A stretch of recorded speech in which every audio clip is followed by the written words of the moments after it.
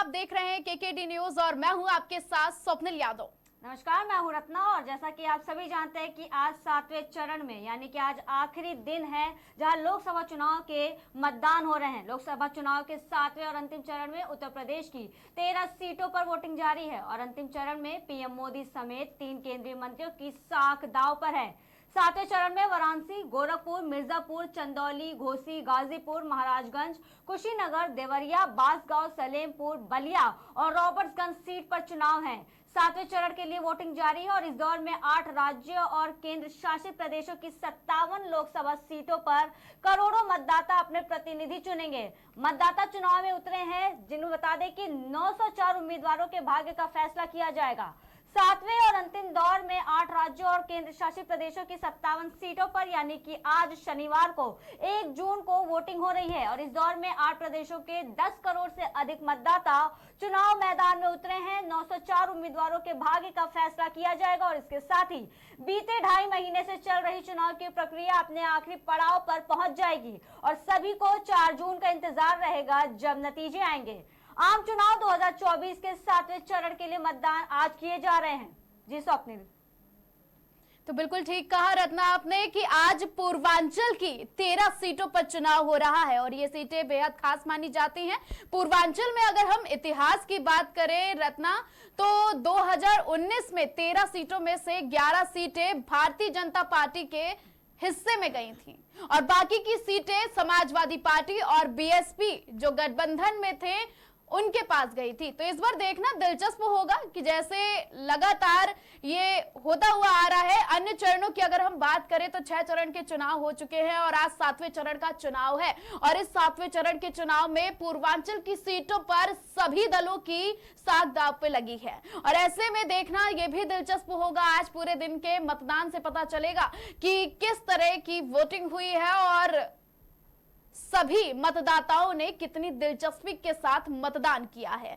मतदाता केंद्रों में जाएंगे और मतदान करेंगे। पूर्वांचल की सीटों की बात करें तो इतिहास बड़ा ही दिलचस्प रहा है क्योंकि पूर्वांचल में लगातार मतदाता अपने मताधिकार का प्रयोग करते हैं और भारतीय जनता पार्टी का कहीं ना कहीं खासा प्रभाव भी देखने को मिलता है यहाँ के मतदाताओं के बीच, फिर वो चाहे महिला हो, पुरुष हो या फिर नए वोटर्स क्यों ना हो।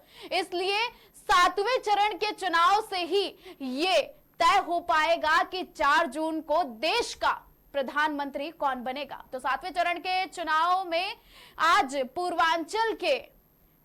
पूर्वांचल में दलों की जो साख है वो दांव पे लगी हुई है कि आखिर भारतीय जनता पार्टी यहां पर कमाल दिखा पाती है कि नहीं दिखा पाती है। और उसके बाद इंडिया अलायंस की अगर बात करें तो कहीं ना कहीं इस बार पूर्वांचल में इंडिया अलायंस की भी छाप देखने को मिल रही है क्योंकि इंडिया अलायंस लगातार पूर्वांचल के क्षेत्रों में काम करते हुए दिखाई दे रहा है।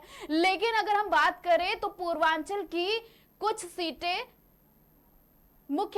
प्रदेश के मुख्यमंत्री योगी आदित्यनाथ के हिस्से में आती हैं जो गोरखपुर से सटी हुई हैं। अगर दूसरी ओर हम बात करें तो वाराणसी से सटी हुई सीटें प्रधानमंत्री नरेंद्र मोदी के हिस्से में आती हैं। तो ऐसे में कहीं ना कहीं भारतीय जनता पार्टी का खास प्रभाव पूर्वांचल की सीटों पर देखने को मिल सकता है।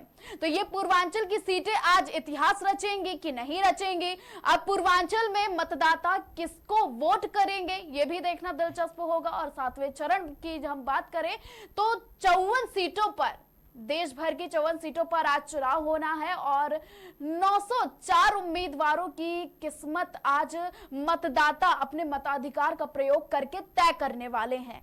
तो इस हिसाब से भी पूरा देखा जाए तो 7वें चरण का चुनाव पूर्वांचल की सीटों के लिए बेहद खास माना जा रहा है रत्ना। जी, सो आपने बिल्कुल सही कहा आपने कि जिस तरीके से पूर्वांचल की सीटों पर सभी की नजरें टिकी हुई हैं और ये भी कहा जा रहा है कि पूर्वांचल में जो हवा चल रही है वो किस दिशा में चल रही है, क्योंकि पूर्वांचल की सीटों के लिए ये जो खेल खेला जा रहा है और अब आज आखिरी चरण में हम लोग पहुंच चुके हैं और जहां मतदान किए जा रहे हैं। और ऐसे में जो पूर्वांचल की सीटें हैं, आज उत्तर प्रदेश की बात करें तो 13 लोकसभा सीटों पर चुनाव हो रहे हैं और ऐसे में सभी दल अपना दमखम लगा रहे हैं, सभी दल जो है जनता को रुझाने में लगे हुए हैं। और ऐसे में बीच बीच में जिस तरीके से आरोप प्रत्यारोप बार बार हमें देखने को मिल रहे हैं, चाहे वो विपक्ष हो या पक्ष हो, क्योंकि पूर्वांचल के मुद्दों की अगर बात की जाए तो विपक्ष बार बार ये आरोप लगाता रहा है सत्ता पक्ष पर, और ये कहता रहा है कि मुद्दों से तो भटका दिया गया है जनता को, और मुद्दों को लेकर के तो चुनाव किए ही नहीं गए। क्योंकि जिस तरीके से हमने देखा कि 19 अप्रैल को हमारे पहले चरण का यह मतदान हुआ है पूरे देश में, और वहां भी ईवीएम मशीन खराब होने की बात सामने आई थी। दूसरे दौर में भी हमने देखा जब 26 अप्रैल को मतदान हुए तब भी ईवीएम मशीन के खराब होने की बात सामने आ रही थी। तो बार बार हर चरण में, आज 7वें चरण में हम लोग अंतिम चरण में पहुंच चुके हैं, और ऐसे में हर चरण में, पिछली बार भी 6ठे चरण में हमने देखा कि ईवीएम की जो मशीनें वो खराब हो रही हैं, और खराब होने के बाद उनमें 1 घंटे 1.5 घंटे लग रहे हैं, वो सही नहीं हो रही हैं, रिप्लेस नहीं हो रही हैं। तो ऐसे में विपक्ष बार बार हमलावर हो रहा है सत्ता पक्ष के लिए, और बार बार ये कहा जा रहा है कि जो 400 पार के नारे हैं वो इस तिगड़ी की वजह से ये लोग जीत रहे हैं। और ऐसे में अब कहीं ना कहीं जो विपक्ष है उन्होंने एक तरीके से सरेंडर कर दिया है, हार भी मान ली है। क्योंकि जिस तरीके से ये बयान दिए गए हैं विपक्ष की तरफ से और कांग्रेस की तरफ से कि किसी भी एग्जिट पोल के डिबेट में उनके कोई भी प्रवक्ता या नेता नहीं बैठेंगे, तो अब ये कयास लगाए जा रहे हैं। और एक ये बड़ा सवाल यहाँ उठाया जा रहा है कि क्या सच में विपक्ष ने हार मान ली है, हार मान ली है विपक्ष ने? क्योंकि ये बार बार सवाल यहाँ पर सामने आ रहा है स्वप्निल, क्योंकि जिस तरीके से पहले ये जिस तरीके की लड़ाई हुई थी और टक्कर की लड़ाई देखने को मिल रही थी, जिस तरीके से बीजेपी में एक अलग ही लेवल का उत्साह देखा गया था, कॉन्फिडेंस देखा गया था, 400 पार के नारे लगाए गए थे। लेकिन जैसे जैसे हर चरण के मतदान होते गए स्वप्निल, वैसे वैसे ही कहीं ना कहीं बीजेपी का कॉन्फिडेंस थोड़ा सा डगमगा गया था, जिसको लेकर के विपक्ष बार बार उन पर हमलावर होता हुआ दिखाई दिया। और ये था कि पहले उनके 400 पार के नारे थे, फिर वो 300 पर आए, फिर 250 पर आए, और अब वो कहते हैं कि वो 150 के आसपास ही सिमट जाएंगे, उससे ज्यादा उनको सीटों की उम्मीद नहीं है। लेकिन जिस तरीके से 6ठे चरण के बाद लोगों में जो चेंजेस देखने को मिले हैं स्वप्निल, तो इस तरीके से कहा जा रहा है कि कहीं ना कहीं अब मैदान में एक तरफा जीत देखने को मिल रही है। और ऐसा कहा जा रहा है कि जनता के साथ साथ अब कहीं ना कहीं जितने भी कैंडिडेट थे और जितने भी विपक्ष थे जो हमलावर हो रहे थे, वो ये कह रहे हैं कि ठीक है, इस बार तो शायद बीजेपी ने अपना झंडा गाड़ दिया है। अब उनको उम्मीद है कि अब 29 में क्या होगा, उस चीज के लिए उनकी तैयारियां की जा रही हैं। लेकिन अब बार बार ये सवाल पूछे जा रहे हैं कि तो बिल्कुल ठीक कहा रत्ना आपने कि भारतीय जनता पार्टी लगातार ये दावा करती आ रही थी कि 400 पार हम इस बार जाएंगे। 400 पार का नारा भी दिया गया था एनडीए गठबंधन की ओर से, लेकिन कहीं ना कहीं इंडिया एयरलाइंस दावेबाजी नहीं कर रहा था। अब ये दावेबाजी क्यों नहीं कर रहा था, इसके पीछे क्या वजह थी, ये तो फिलहाल हमें 4 जून को ही पता चलेगा। लेकिन अगर हम बात करें अब तक के चुनाव की, तो पहले चरण का चुनाव 19 अप्रैल को हुआ था। दूसरे चरण का चुनाव की अगर हम बात करें तो 26 अप्रैल को यह चुनाव हुआ था। वहीं तीसरे चरण का चुनाव 7 मई को हुआ था, जिसमें कई तरह की अटकलें भी आई थी। चौथे चरण का चुनाव 13 मई और 5वें चरण का चुनाव 20 मई को हुआ था। अगर छठे चरण के चुनाव की बात करें तो 25 मई को छठे चरण का चुनाव हुआ था, जिसमें कई दिग्गज नेता मैदान में उतर के आए थे। रुकते से बता दें सुबह 9 बजे तक किस राज्य में कितने फीसदी मतदान हुए हैं, इसकी अपडेट हम आपको दे दें। बता दें कि 9 बजे तक कितने प्रतिशत मतदान हुए। बिहार से शुरुआत करेंगे। बिहार में 9 बजे तक 10.58% मतदान किए गए। वहीं चंडीगढ़ में 11.64% मतदान हुए। हिमाचल में 14.38% मतदान किए गए। झारखंड में 12.15% मतदान हुए हैं। वहीं उड़ीसा की बात करें तो उड़ीसा में 9 बजे तक 7.69% मतदान किए गए हैं। पंजाब में 9.64% मतदान रहा। वहीं उत्तर प्रदेश की बात कर ले तो उत्तर प्रदेश में आज 13 लोकसभा सीटों पर चुनाव जारी है। 9 बजे तक उत्तर प्रदेश में 12.94% मतदान किए गए। पश्चिम बंगाल में 12.63% मतदान किए गए हैं। ये सुबह 9 बजे तक के मतदान प्रतिशत हम आपसे साझा कर रहे हैं। बिहार में 10.58% मतदान किए गए हैं। वहीं पर बता दें चंडीगढ़ में ये आंकड़ा 11.64 का रहा। वहीं हिमाचल प्रदेश की बात करें तो हिमाचल प्रदेश की सीटों आज 4 सीटों पर ये मतदान किए जा रहे हैं। 14.38% का मतदान रहा 9 बजे तक का। झारखंड में 12.15% मतदान किए गए। उड़ीसा में 7.69% मतदान किए गए। वहीं पंजाब की बात करें तो पंजाब में 9 बजे तक 9.64% मतदान किए गए। उत्तर प्रदेश में 12.94% मतदान हुए।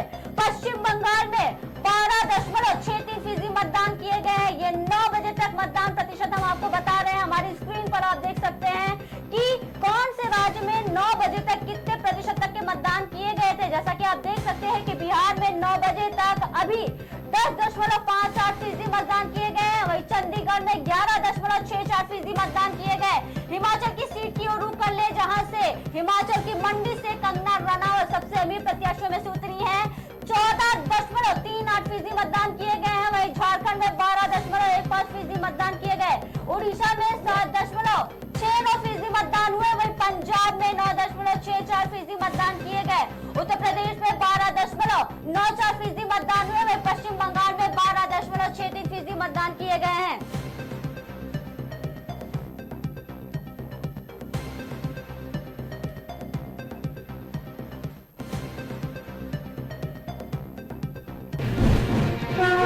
तो बड़ी खबर इस वक्त की आ रही है, आपको बता दें कि अब तक 12.94% यूपी में मतदान हुआ है। हम आंकड़े दिखा रहे हैं आपको स्क्रीन पर कि 9 बजे तक 12.94% यूपी में मतदान हुआ है। अगर बलिया लोकसभा सीट की बात करें तो 13.42% मतदान हुआ है। वहीं बांसगांव की बात करें तो बांसगांव की सीट पर 10.37% मतदान हुआ है। चंदौली लोकसभा सीट पर 14.34% मतदान हुआ है। देवरिया सीट की बात करें तो 13.74% वोटिंग हुई है। गाजीपुर लोकसभा सीट पर अगर हम दृष्टि डालें तो 13.32% मतदान यहां पर अब तक 9 बजे तक हो चुका है। घोसी लोकसभा सीट पर अगर बात करें तो 10.32% यहां पर वोटिंग हुई है। गोरखपुर सीट की बात करें तो 12.99% यहां पर वोटिंग हुई है। और गोरखपुर सीट को योगी आदित्यनाथ की सीट भी कहा जाता है, इसलिए यहां पर जो वोटिंग में इजाफा है वो लगातार आज पूरे दिन में हमारे दर्शकों को देखना होगा। कुशीनगर लोकसभा सीट की अगर बात करें तो 13.50% मतदान हुआ है। महाराजगंज सीट पर अगर हम फोकस करें तो 14.44% मतदान हुआ है। तो रॉबर्ट्सगंज लोकसभा सीट की बात करें तो 10.74% मतदान हुआ है। सलेमपुर सीट की बात करें तो 13.39% मतदान हुआ है। वहीं प्रधानमंत्री नरेंद्र मोदी की सीट कही जाने वाली काशी पर अगर हम बात करें तो 12.66% यहां पर वोटिंग हुई है। तो आज सुबह 9 बजे तक 12.96% यूपी में वोटिंग हुई है, जिसके आंकड़े हमने आपको अपनी टेलीविजन स्क्रीन पर साझा किए हैं कि लगातार वाराणसी सीट पर 12.66% अब तक यानी कि 9 बजे तक वोटिंग हो चुकी है। जनता बढ़ चढ़कर पूर्वांचल की सीटों पर मतदान कर रही है और ये पूर्वांचल की सीटें कहीं ना कहीं 4 जून में कौन बनेगा प्रधानमंत्री उन पर बेहद ही फोकस करने वाली हैं, क्योंकि ये पूर्वांचल की सीट कई मायने में खास इसलिए मानी जाती है क्योंकि यहां से लगातार भारतीय जनता पार्टी का गढ़ भी माना जाता है और यहां पर भारतीय जनता पार्टी को जीत भी मिली है। वाराणसी सीट हो, सलेमपुर सीट हो, मिर्जापुर हो या फिर अन्य सीटें हो, महाराजगंज सीट, घोसी सीट, इन सभी सीटों पर कहीं ना कहीं भारतीय जनता पार्टी ने 2014 से ही अपना गढ़ बना रखा है। जब से देश भर में मोदी लहर आई तब से ये देखने को मिला कि यहां पर भारतीय जनता पार्टी काफी ज्यादा सक्रिय रही है। तो 19 अप्रैल से लोकसभा चुनाव यानी कि लोकतंत्र के महापर्व की शुरुआत हुई और अब अंतिम द्वार में हम प्रवेश कर चुके हैं और 9 बजे तक की हमने वोटिंग के प्रतिशत भी आपको बता दिए हैं कि मतदाताओं ने सुबह सवेरे उठकर पहले मतदान और फिर जलपान वाली नारे को अपनाकर लगातार वोटिंग करने पहुंच रहे हैं और ये बेहद खास माना जाता है और उत्साहित भी करने वाला है कि मतदाताओं को अपने मताधिकार करने का प्रयोग धीरे धीरे आ ही गया है। जिस तरह से मतदान केंद्रों पर मतदाता पहुंच रहे हैं, वोटिंग कर रहे हैं, वोटिंग के आंकड़े जो हमने आपको बताए थे वो भी काफी देखने लायक थे कि आखिर 9 बजे तक कितनी इजाफे के साथ वोटिंग हुई है। एक और बड़ी खबर आ रही है, घोसी लोकसभा के कई बूथों पर एक बार फिर से मशीन खराब होने की खबर सामने आ रही है। जमीन बनौली में मशीन बूथ नंबर 231 पर मशीनें खराब, खालिसपुर बूथ नंबर 354 की मशीन खराब है, जहानियापुर में 322 नंबर की मशीन खराब, अमीला में 34 बूथ नंबर की मशीन खराब, बड़ा गांव में 205, 152 बूथ नंबर की मशीनें खराब पाई गई। वही मोहम्मदाबाद की बात करें तो मोहम्मदाबाद में 15 नंबर की मशीन खराब, दारुल उलूम विश्व में 199 नंबर मशीन खराब हुआ। वहीं आपको बता दें खानपुर में भी मशीन खराब होने की खबर सामने आ रही है। इटौरा में भी मशीन खराब पाई गई है। वहीं इंद्रपुर बलियान में 191, 347, 401, 77 और 476 और 47 नंबर की मशीनें खराब पाई गई हैं। मोहम्मदाबाद में 127, 165 बूथ नंबर की मशीनें खराब पाई गई है। जी आपको बता दें जहां आज सुबह 7 बजे से लेकर के ये मतदान की प्रक्रिया जारी है, वही इस बीच एक बार फिर से बूथों पर मशीन खराब होने की खबर सामने आ रही है। और अब घोसी लोकसभा के कई बूथों पर मशीनें एक साथ खराब पाई गई हैं। जमीन बनौली की बात करें तो जमीन बनौली में 231 मशीन बूथ नंबर पर खराब पाई गई हैं। खालिसपुर बूथ नंबर 354 की मशीनें खराब पाई। वहीं जहानियापुर में 322 नंबर पर मशीनें खराब पाई गई हैं। अमीला 34 बूथ नंबर की मशीनें खराब पाई गई। वहीं बड़ा गांव में 205, 152 बूथ नंबर की मशीन खराब। मोहम्मदाबाद में 15 नंबर की मशीन खराब पाई गई। वहीं दारुल उलूम विश्व में 199 नंबर की मशीन खराब पाई गई है। खानपुर में भी आपको बता दें कि मशीनें खराब पाई गई। इटौरा डोरीपुर में 188 नंबर और 53 नंबर की मशीनें खराब। इंदरपुर बलियान में 191, 347, 401, 77, 476 और 47 इन सभी बूथों पर एक साथ मशीनें खराब पाई गई है। मोहम्मदाबाद में 127 मशीनें खराब पाई गई। एक और बड़ी खबर की ओर रुख करते हुए थवीपार में ग्रामीणों ने किया मतदान का बहिष्कार। बूथ संख्या 274 ग्राम थवीपार में ग्रामीणों ने लोकसभा चुनाव का बहिष्कार किया। सुबह 8:35 तक एक भी वोटर ने मतदान नहीं किया। ग्रामीणों ने बताया कि आजादी के बाद से अभी तक चकबंदी नहीं हुई, इसलिए चुनाव का सामूहिक रूप से बहिष्कार किया जा रहा है। जी आपको बता दें कि एक के बाद एक लगातार इस चरण में भी चुनाव बहिष्कार के मामले सामने आ रहे हैं। जहां आपको बता दें कि 7वें चरण में मतदान जारी। वहीं दूसरी ओर थवीपार में ग्रामीणों ने मतदान का बहिष्कार किया है। बूथ संख्या 274 ग्राम थवीपार में ग्रामीणों ने लोकसभा चुनाव का बहिष्कार किया है। सुबह 8 से 8:30 के बीच तक कोई भी वोटर ने मतदान नहीं किया। ग्रामीणों ने बताया कि आजादी के बाद से कोई भी चकबंदी नहीं हुई, इसलिए चुनाव का सामूहिक रूप से बहिष्कार किया जा रहा है। ये बड़ी खबर आपको बता रहे थवीपार से, जहां ग्रामीणों में एक बार फिर से आक्रोश देखने को मिल रहा है। मांगे पूरी नहीं होने के बाद अब मतदान अपना गुस्सा दिखा रहे हैं। और आज जहां थवीपार में भी मतदान जारी है और इस बीच बूथ संख्या 274 ग्राम थवीपार में ग्रामीणों ने एक भी मतदान नहीं किया है, बल्कि लोकसभा चुनाव का बहिष्कार किया है। सुबह 8:35 तक कोई भी वोटर नहीं पहुंचा बूथ केंद्रों पर मतदान के लिए। वहीं ग्रामीणों ने बताया कि आजादी के बाद से अभी तक चकबंदी नहीं की गई है, इसलिए चुनाव का सामूहिक रूप से बहिष्कार किया जा रहा।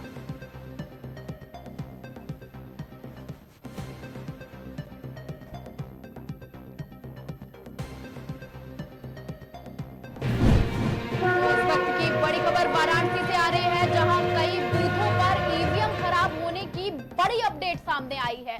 आपको बता दें कि जीजीआईसी में ईवीएम खराब होने से मतदान प्रभावित हुआ है। वहीं मंत्री रविंद्र जायसवाल मतदान करने पहुंचे थे, जहां ईवीएम सही होने पर मंत्री ने मतदान किया और सूचना के बाद ईवीएम मशीन को सही किया गया है। तो बड़ी खबर वाराणसी से इस वक्त की आ रही है, जहां कई बूथों पर एक बार फिर से ईवीएम खराब होने की बड़ी खबरें सामने आ रही हैं। वाराणसी के कई बूथों पर ईवीएम खराब होने की बड़ी अपडेट सामने आई है, जहां आपको बता दें कि जीजीआईसी में ईवीएम खराब होने पर मतदान एक बार फिर से प्रभावित होता दिख रहा है। जहां पिछले चरण की अगर हम बात करें तो पहले, दूसरे, चौथे, पांचवें और छठे चरण में भी ईवीएम खराब होने की कई जगह से खबरें सामने आई थी, जहां पूरे दिन मतदान प्रभावित होता रहा था। वहीं मंत्री रविंद्र जायसवाल ने जब इस घटना को संज्ञान में लिया और मतदान करने पहुंचे तो ईवीएम मशीन सही होने पर मंत्री ने मतदान किया और साथ ही सूचना के बाद ईवीएम मशीन को सही किया गया। तो इस वक्त की बड़ी खबर सामने आ रही है वाराणसी से, जहां एक बार फिर से ईवीएम मशीन कई बूथों पर पहले के चरणों के मुताबिक इस बार के चरण में भी खराब होती हुई आज दिखाई दे रही है। जहां एक तरफ मतदान का बहिष्कार हो रहा है, ईवीएम मशीन के खराब होने की घटनाएं भी सुबह से ही आना जारी हो गई है। तो जीजीआईसी में ईवीएम खराब होने पर मतदान प्रभावित एक बार फिर से हुआ है। मंत्री रविंद्र जायसवाल ने जब इस घटना को संज्ञान में लिया और मतदान करने पहुंचे तो ईवीएम सही होने पर मंत्री ने मतदान किया और सूचना के बाद ईवीएम मशीन सही की गई। तो वाराणसी से इस वक्त की बड़ी खबर सामने आई, जहां एक बार ईवीएम मशीन खराब होने की घटनाएं फिर से सुबह से ही जारी हो गई हैं। जहां एक तरफ मतदाता अपने मताधिकार का प्रयोग करने बूथों पर पहुंच रहे हैं, तो वहीं दूसरी ओर ईवीएम खराब होने से कहीं ना कहीं मतदान प्रभावित हो रहा है। और ये मतदान इस बार प्रभावित होना शुरू हुआ है देश के प्रधानमंत्री नरेंद्र मोदी की लोकसभा सीट यानी कि संसदीय क्षेत्र वाराणसी से, जहां मंत्री रविंद्र जायसवाल एक बार फिर से इस घटना को संज्ञान में लेने के बाद जब मतदान करने पहुंचे तो ईवीएम मशीन सही मिली, लेकिन जहां से सूचना आ रही थी उन मशीनों को सही भी कराया गया। एक तरफ जहां मतदान का बहिष्कार चल रहा है, पहले चरण में जब हमने देखा कि ईवीएम मशीन खराब होने की, बहिष्कार होने की कई खबरें सामने आई, दूसरे चरण, तीसरे चरण और छठे चरण तक अगर हम बात करें तो लगातार मतदान के बहिष्कार और ईवीएम मशीन के खराब होने की घटनाएं पूरे दिन चलती रही। लेकिन ऐसा ही कुछ सातवें चरण में भी हमें सुबह से ही देखने को मिल गया, जहां 9 बजे तक की हमने आपको वोटिंग के प्रतिशत बताएं कि कहां पर कितने प्रतिशत वोटिंग हुई। अगर यूपी में हम बात करें तो 12.96% वोटिंग हुई है, और उसके बाद से ही बहिष्कार यानी कि चुनाव बहिष्कार की जो घटनाएं थी, जो सूचनाएं थी, वो आना शुरू हो गई। अपडेट्स में यह भी बताया गया कि कई जगह घोसी से लेकर महाराजगंज तक लोगों ने चुनाव का बहिष्कार किया है। अगर दूसरी ओर हम बात करें तो वाराणसी यानी कि प्रधानमंत्री नरेंद्र मोदी का संसदीय क्षेत्र वाराणसी से भी एक खबर सामने आई, जिसमें यह था कि ईवीएम मशीन खराब हो गई है। तो सुबह से ही रत्ना ईवीएम मशीन के खराब होने और चुनाव के बहिष्कार होने की घटनाएं लगातार सामने आ रही हैं, और अपडेट हमने अपने दर्शकों से साझा भी की है। जी हाँ, सो आपने बिल्कुल सही कहा। वाराणसी की बात कर रहे थे तो वाराणसी की सीटों पे एक नजर डाल लेते हैं। जो संसदीय सीट रही है, नरेंद्र मोदी खुद लड़ रहे हैं वाराणसी से। वहीं बता दें कि इनके टक्कर में कांग्रेस ने अजय राय को उतारा है, वहीं बसपा ने अतल जमाल लारी को मैदान में उतारा है। वहीं जातीय समीकरण की बात कर ले तो एक नजर वाराणसी की सीटों के जातीय समीकरण की बात कर लेते हैं तो 18,56,791 कुल मतदाता है, जिनमें से आपको बता दें कि 10,27,113 पुरुष मतदाता हैं, और महिलाएं जो हैं, महिलाओं की बात कर ले तो 8 लाख, जी आपको बता दें 82,95,060 कुछ इस तरीके के मतदाता है जो महिलाओं की कुल मतदाताओं की श्रेणी में आता है। वाराणसी सीट की हम बात कर रहे थे, नरेंद्र मोदी के सामने अजय राय हैं और उनके सामने अतल जमाल लारी है। तो यहाँ ये त्रिकोणीय मुकाबला देखने को मिल रहा है, और आज जिस तरीके से ये मुकाबला देखने को मिल रहा है, बड़े बड़े नाम इसमें शामिल हैं। आपको बता दें कि अंतिम चरण में पंजाब की सभी 13 सीटों पर चुनाव जारी है। वही हिमाचल प्रदेश की सीट की और एक नजर डाल लेते हैं तो हिमाचल प्रदेश की 4 और चंडीगढ़ की 1 लोकसभा सीट के लिए भी वोट डाले जा रहे हैं। इनके अलावा बिहार की बाकी बची 8 सीट, झारखंड की 3, ओडिशा की 5, उत्तर प्रदेश की 13 और पश्चिम बंगाल की बाकी बची 9 सीटों के लिए मतदान किए जा रहे हैं। आपको बता दें कि अंतिम चरण के लिए पंजाब की 13 सीटों के लिए ज्यादा तक 598 नामांकन पत्र भरे गए थे, और इसके बाद यूपी की 13 सीटों के लिए 495, बिहार के जहानाबाद सीट से 73 और पंजाब की लुधियाना सीट से 70 नामांकन पत्र मिले थे। इस चरण के लिए सभी सीटों पर अब औसतन 16 उम्मीदवार अपनी किस्मत आजमा रहे हैं आज, और अभी तक 6 चरणों में 543 लोकसभा सीटों में से 486 सीटों के लिए वोटिंग हो चुकी है, और 36 में से 28 राज्यों और केंद्र शासित प्रदेशों में भी मतदान खत्म हो गए हैं। वहीं आपको बता दें कि लोकसभा चुनाव के अंतिम चरण में यानी कि आज होने वाले मतदान में पूरी कोशिश है ये भारतीय चुनाव आयोग की कि जो 6 चरणों की तरह मतदान को लगभग शांतिपूर्ण तरीके से ही संपन्न कराया जाए। जिस तरीके से पारा बढ़ रहा है और पारे के तेवर को देखते हुए वोटिंग कम होने की आशंका जताई जा रही है, हर राज्य के सीईओ ऑफिस से पोलिंग स्टेशन पर न केवल मतदाताओं के लिए बल्कि चुनाव अधिकारियों के लिए भी गर्मी से बचने के लिए अच्छे खासे इंतजाम किए गए हैं, और ये भी कोशिश है कि कोई भी इस गर्मी की चपेट में ना आए और शांतिपूर्वक तरीके से ये मतदान जो है वो संपन्न हो जाए। और अभी तक हर चरण में मतदान का प्रतिशत जो है 2019 की बात करें तो उसके मुकाबले में कम ही देखा गया है, और इस अंतिम चरण में आयोग की ये पूरी कोशिश है कि ये जो मतदान है वो अधिक से अधिक हो, ताकि 2019 के कंपैरिजन में जो कम मतदान की जो आशंका है वो ना हो पाए और ज्यादा से ज्यादा मत का इस्तेमाल लोग करें, ऐसी पूरी कोशिश है। वही आपको बता दें कि पीएम मोदी की सीट पर भी आज ये चुनाव किए जा रहे हैं, जहां आपको बता दें कि बड़े बड़े दिग्गज चेहरे हैं इसमें, जिसमें सबसे बड़ा नाम पीएम नरेंद्र मोदी का है, जो लगातार तीसरी बार यूपी की वाराणसी सीट से चुनाव लड़ रहे हैं। इन नामों की बात करें तो अभिनेत्री कंगना रनौत जो हिमाचल की मंडी सीट से लड़ रही हैं, केंद्रीय मंत्री अनुराग ठाकुर, महेंद्र नाथ पांडे, आर.के. सिंह, पंकज चौधरी,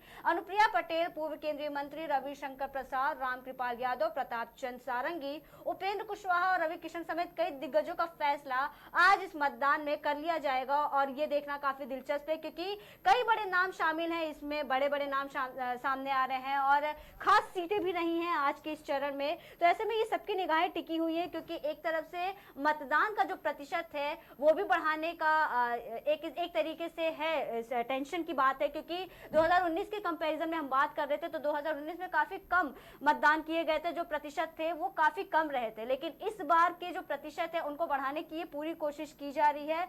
और ऐसे में देखना दिलचस्प होगा क्योंकि जिस तरीके के इंतजाम किए जा रहे हैं, मौसम का हाल बाहर जिस तरीके से है, क्योंकि आए दिन ऐसी खबरें आती हैं कि लू के चलते, हीट स्ट्रोक के चलते कई जाने जा रही हैं और ऐसे में कई चरणों के चुनाव हुए हैं और इस बीच में गर्मी के चलते कई लोगों के बेहोश होने की खबर सामने आई है। तो ऐसे में पुख्ता इंतजाम किए गए हैं प्रशासन की ओर से और इस बीच में मतदाता जो है पहुंच रहे हैं। 7 बजे से ये मतदान की प्रक्रिया शुरू हुई है जो शाम को 6 बजे तक चलेगी। तो इस बीच में मतदाता अपने घरों से निकल रहे हैं और कोशिश उनकी यही है कि अपने नजदीकी पोल्स जो बूथ केंद्र हैं वहां पर जाएं और अपने मत का इस्तेमाल करें। और इस बीच बड़े बड़े चेहरे भी हैं, बड़े बड़े नाम भी हैं, चाहे रोहिणी आचार्य की बात कर ले या लालू प्रसाद की बात कर ले, हम अनुराग ठाकुर की बात कर ले, सभी लोग अपने मत का इस्तेमाल कर रहे हैं और सुबह से ही अपने मत का इस्तेमाल करने के लिए पहुंच रहे हैं। मत करने के बाद वो जनता से अपील कर रहे हैं। पीएम नरेंद्र मोदी ने भी जनता से अपील की है कि वो अपने मत का इस्तेमाल करें और जाएं, वोट दें। गर्मी है, ठीक है, गर्मी है, थोड़ा मौसम गर्म है और ऐसे में हालात जो है वो खराब हैं, लेकिन इस बीच उनकी अपील है कि वो जाए क्योंकि आज आखिरी चरण के चुनाव हैं। तो आखिरी चरण के चुनाव को जाया ना होने दे और जो पहले वोटर्स हैं उनमें भी काफी उत्साह रहा है वोटिंग को लेकर के और वो भी काफी एक्साइटेड है। जो बूथ केंद्रों पे जा करके सेल्फी ले रहे हैं और वो सोशल मीडिया पे अपडेट कर रहे हैं और अपना एक्सपीरियंस भी साथ साथ शेयर कर रहे हैं। तो समीकरण की बात कर रहे थे हम, तो एक नजर हम महाराजगंज की सीटों पर भी डाल लेते हैं। आपको बता दें कि पंकज चौधरी, वीरेंद्र चौधरी और मोहम्मद मौसम आलम, इन तीनों के बीच में त्रिकोणीय मुकाबला है महाराजगंज सीट पर। वहीं आपको बता दें कि पंकज चौधरी को भाजपा ने मैदान में उतारा है और वीरेंद्र चौधरी को कांग्रेस ने मैदान में उतारा है। वहीं बसपा ने मोहम्मद मौसम आलम पर अपना दांव खेला है। वहीं कुल जातीय समीकरण की बात कर लेते हैं तो यहाँ पर कुल मतदाता 19,15,408 हैं। वहीं पुरुष मतदाताओं की बात कर ले तो 10,23,652 कुल पुरुष मतदाता हैं। वहीं महिलाओं की बात कर ले तो 8,91,493 कुल महिला मतदाता हैं जो अपने मत का इस्तेमाल करने वाले हैं महाराजगंज में। और पंकज चौधरी पर यह दाव लगाया गया है पूरी तरीके से क्योंकि महाराजगंज की सीट है, काफी चर्चित सीट है और ऐसे में यहाँ पर भी त्रिकोणीय मुकाबला देखने को मिल रहा है। स्वप्निल, तो बिल्कुल ठीक कहा रत्ना आपने कि गर्मी का मौसम है, लू चल रही है और ऐसे में मतदाता का अपना मताधिकार का प्रयोग करने मतदान केंद्र पहुंच रहे हैं, पोलिंग बूथ जा रहे हैं और लगातार अपने मताधिकार का प्रयोग भी कर रहे हैं। कहीं ना कहीं उनको ये विश्वास है कि जो सांसद वो चुनेंगे वो उनकी समस्याओं का निदान करेगा, निवारण करेगा। लेकिन यही सांसद कई बार ऐसा होता है रत्ना कि जीत तो जाते हैं लेकिन अपने संसदीय क्षेत्र नहीं जाते हैं, जहां इसी वजह से लेकर कई सीटों पर बहिष्कार भी हो रहा है। तो हम आपको स्क्रीन पर दिखा रहे हैं कि आज यानी कि 7वें चरण की पूर्वांचल की सीटों पे कितना मतदान हुआ, हमने आपको ये बताया। अब हम आपको स्क्रीन पर दिखा रहे हैं कि इन 13 सीटों में क्या जाति समीकरण है और यहाँ पर कौन कौन इस बार प्रत्याशी चुने। लगातार ये बड़ी खबर भी इस वक्त की सामने आ रही है। आपको बता दें कि इस वक्त की बड़ी खबर सामने आ रही है एक बार फिर से ईवीएम मशीन को लेकर और कई तरह की घटनाएं भी सामने आई है। 7वें चरण में भी आपको बता दें कि 7वें चरण में भी बंगाल में हिंसा भड़क गई है। जयनगर में भीड़ ने वीवीपीएटी लूट ली है। आपको बता दें कि तालाब में लूटी हुई वीवीपीएटी को तालाब में फेंकने की घटना भी सामने आई है। और वहीं आपको बता दें कि सेक्टर के बाकी 6 बूथों पर मतदान प्रक्रिया जारी है। सेक्टर अधिकारी को नई ईवीएम और पेपर उपलब्ध करा दिए गए हैं। तो लोकसभा चुनाव के 7वें चरण की वोटिंग के दौरान पश्चिम बंगाल से फिर हिंसा की खबरें सामने आई हैं। बंगाल के मुख्य चुनाव आयुक्त ने गुरुवार को ट्वीट किया कि आज सुबह 6:40 पर जयनगर संसदीय क्षेत्र में बेनीमाधवपुर एसपी स्कूल में कुछ रिजर्व ईवीएम और सेक्टर अधिकारी के पेपरों को भीड़ ने लूट लिया। बंगाल सीओ की तरफ से ट्वीट में कहा गया कि भीड़ ने 2 वीवीपैट मशीनों को तालाब में फेंक दिया है और इसी मामले में सेक्टर अधिकारी एफआईआर दर्ज कराई है और जरूरी कार्रवाई भी की जा रही है। तो पश्चिम बंगाल से एक बार फिर लूट की खबर आज सामने आई है, जहां वीवीपैट मशीन को लोगों ने यानी कि भीड़ ने लूट लिया और उसके बाद तालाब में फेंक दिया, जिसके बाद भड़की हिंसा को देखते हुए जयनगर में भीड़ ने वीवीपैट लूटी हुई मशीन को तालाब में फेंक दिया और सेक्टर के बाकी 6 बूथों पर मतदान प्रक्रिया कहीं न कहीं एक बार फिर से पुलिस अधिकारियों ने जारी रखवाई है। और आपको बता दें कि सेक्टर अधिकारी को नई ईवीएम और पेपर भी उपलब्ध करा दिए गए हैं और मतदान की प्रक्रिया एक बार फिर से सुचारू रूप से चालू कर दी गई है। लोकसभा चुनाव के 7वें चरण की वोटिंग के दौरान पश्चिम बंगाल में एक बार फिर से हिंसा भड़कने की खबरें सामने आ रही हैं। बंगाल के मुख्य चुनाव आयुक्त ने गुरुवार को ट्वीट किया कि आज सुबह 6:40 पर जयनगर संसदीय क्षेत्र के बेनीमाधवपुर एफपी स्कूल में एक रिजर्व ईवीएम और सेक्टर अधिकारी के पेपरों को भीड़ ने लूट लिया। बंगाल सीओ की तरफ से यह ट्वीट किया गया और उसमें कहा गया कि भीड़ ने 2 वीवीपैट मशीनों को तालाब में फेंक दिया। इस मामले में सेक्टर अधिकारी ने एफआईआर दर्ज कर कार्रवाई शुरू कर दी है और जरूरी कार्रवाई भी लगातार की जा रही है। तो कहीं न कहीं एक बार फिर से जगह जगह पर हिंसा भड़कना शुरू हो गई है। तो ये हिंसा भड़की है इस बार पश्चिम बंगाल में, जहां वीवीपैट मशीन को लोगों ने यानी कि जयनगर में जनता की भीड़ ने तालाब में फेंक दिया है। अब ये क्यों फेंका गया, फिलहाल अभी अधिकारी कार्रवाई कर रहे हैं। सेक्टर अधिकारी ने कहीं ना कहीं मामले को शांत कराया और वीवीपैट मशीन और पेपर दिलाकर फिर से मतदान की प्रक्रिया है वो जारी कराई। एफआईआर दर्ज कर ली गई है और जरूरी लोगों को चिन्हित करके कार्रवाई भी की जा रही है।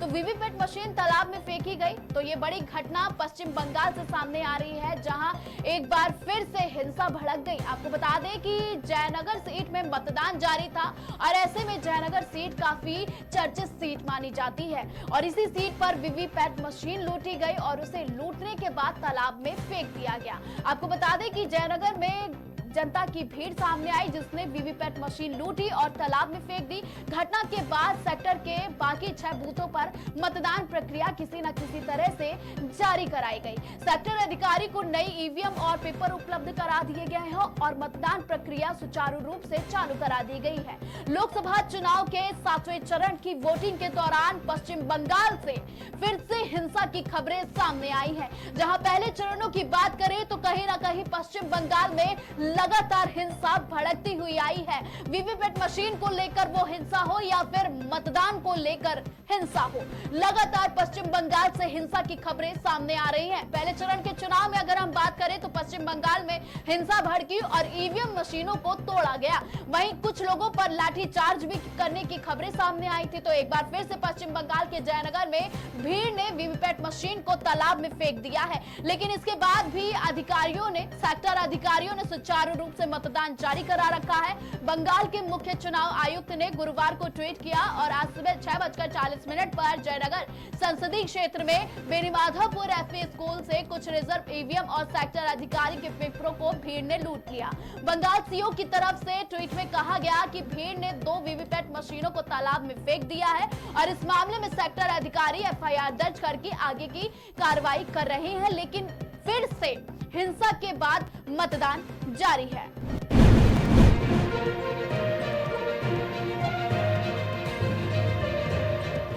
इस वक्त की एक और बड़ी खबर बता दें कि 20 साल तक किया मतदान, इस बार मतदाता सूची में नाम नहीं। पटना के बांकीपुर स्थित बूथ नंबर 95 पर मतदान करने पहुंची पिंकी सिंह और कुमारी सविता ने कहा कि पिछले 20 साल से इस बूथ पर मतदान किया जा रहा है। यहां आने के बाद पता चला कि मतदाता सूची में उनका नाम नहीं है। शिकायत के बावजूद भी कोई समाधान नहीं निकला। पिंकी सिंह ने कहा कि मतदान सूची में नाम नहीं होने की शिकायत पिछले 3 दिनों से जिला प्रशासन से की जा रही है, लेकिन समस्या का समाधान नहीं मिला है। जी हाँ, ये बड़ी खबर आपको बता रहे हैं, जहां हर मतदाता अपने मत का इस्तेमाल करने के लिए इस भरी दोपहरी में निकलकर इस भीषण गर्मी के बीच में अपने मत का इस्तेमाल करने के लिए बाहर निकल रहा है। वहीं पर एक ऐसी खबर सामने आ रही है जहां पर 20 साल तक मतदान किया गया, लेकिन इस बार मतदाता सूची में 2 लोगों के नाम नहीं मिले हैं। पटना के बांकीपुर स्थित बूथ नंबर 95 पर मतदान करने पहुंची 2 औरतों के साथ यही हुआ है, जहां आपको बता दें कि पिंकी सिंह और कुमारी सविता के साथ ये चीज हुई है। दोनों ने कहा कि पिछले 20 साल से वो दोनों इस बूथ पर मतदान कर रही हैं और यहाँ आने के बाद उन्हें पता चला कि मतदाता सूची में उन दोनों के नाम नहीं है।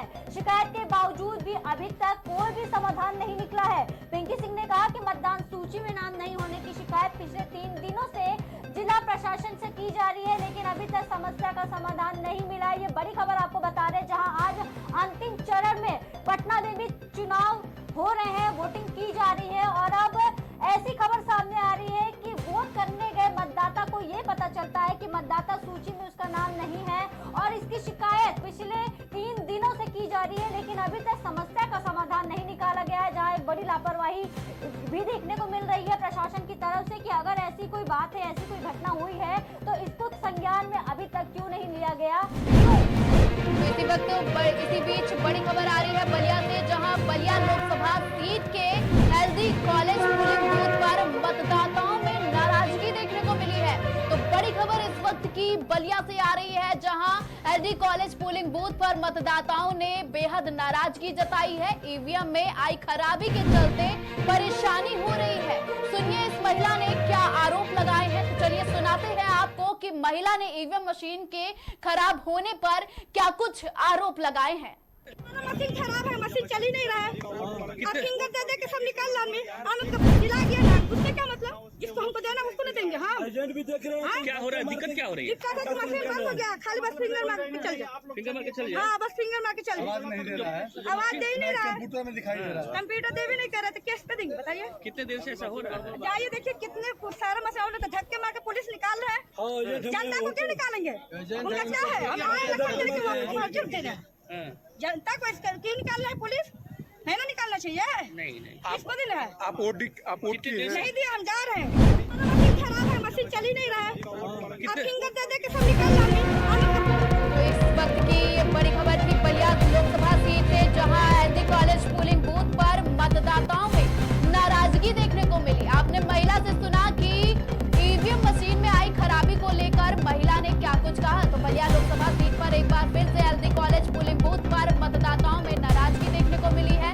ईवीएम में आई खराबी के चलते महिला की लड़ाई होते हुए भी हमने आपको वीडियो दिखाया कि महिला लगातार परेशान है और आपने सुना कि महिला ने क्या कुछ आरोप लगाए। तो एलडी कॉलेज पोलिंग बूथ पर एक बार फिर से मतदाताओं में नाराजगी देखने को मिली है, जहां ईवीएम मशीन की गड़बड़ी को लेकर मतदाताओं में ये नाराजगी थी। बलिया लोकसभा सीट के एलडी कॉलेज पोलिंग बूथ पर मतदाताओं में बेहद नाराजगी देखने को मिली। तो सुबह 9 बजे तक अभी वोटिंग हो चुकी है और आगे की प्रक्रिया भी जारी है। हमने आपको बताया कि कितने प्रतिशत वोटिंग हुई, लेकिन लगातार खबरें कई जगह से आ रही थी। पहले घोसी से ये घटना खबर सामने आई कि ईवीएम मशीन की खराबी को लेकर वहां में लोगों में नाराजगी दिखी। वहां के लोगों में ये नाराजगी बेहद ही जायज भी थी कि आखिर ईवीएम मशीन की खराबी क्यों चल रही है। उसके बाद फिर वाराणसी में ईवीएम मशीन खराब होने की घटना सामने आई और इसके बाद अब एक बार फिर से बलिया से ये बड़ी खबर सामने आ रही है, जहां एलडी कॉलेज पोलिंग बूथ पर मतदाताओं में बेहद नाराजगी देखने को मिली है और ये नाराजगी के पीछे की वजह है ईवीएम में आई खराबी, जिसके कारण कहीं न कहीं मतदान की प्रक्रिया धीमी पड़ती हुई दिखाई दे रही है। तो इस धीमी प्रक्रिया के बीच में लगातार ये घटनाएं भी सामने आ रही है कि ईवीएम मशीन खराब हो रही है। दोस्तों की बड़ी खबर राजधानी दिल्ली से, जहां सीएम अरविंद केजरीवाल ने एक्स पर पोस्ट किया, लिखा कि देश आज आखिरी चरण में मतदान करेगा। सभी से निवेदन है कि भारी संख्या में मतदान करें, लोकतंत्र और संविधान की रक्षा के लिए मतदान करें, अपने मताधिकार का इस्तेमाल जरूर करें। तानाशाही हारेगी, लोकतंत्र जीतेगा। जी हाँ, आपको बता दें कि एक और जहां आज 8 राज्यों में ये चुनाव हो रहे हैं, सीएम अरविंद केजरीवाल ने इस बीच जनता से अपील की है और लिखा है कि देश आज आखिरी चरण में अपने मत का इस्तेमाल कर रहा है और आज आखिरी चरण में मतदान करेगा।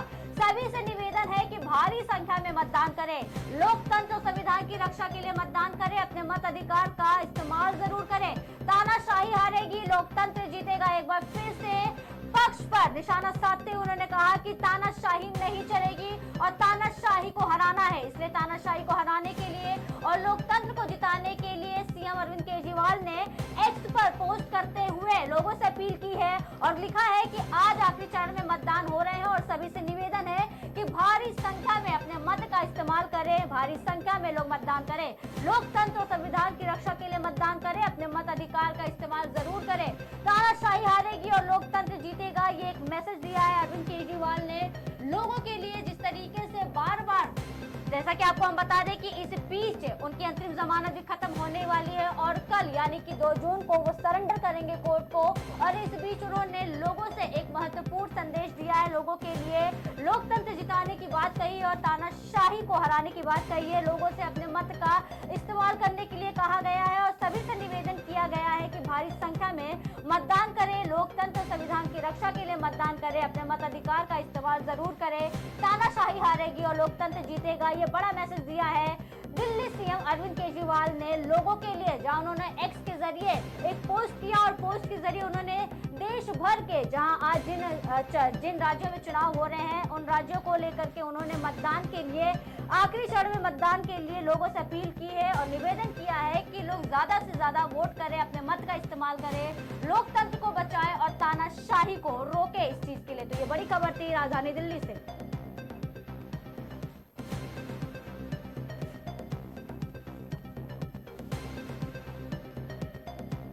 बड़ी खबर थी राजधानी दिल्ली से, जहां सीएम अरविंद केजरीवाल ने एक्स पर पोस्ट किया है।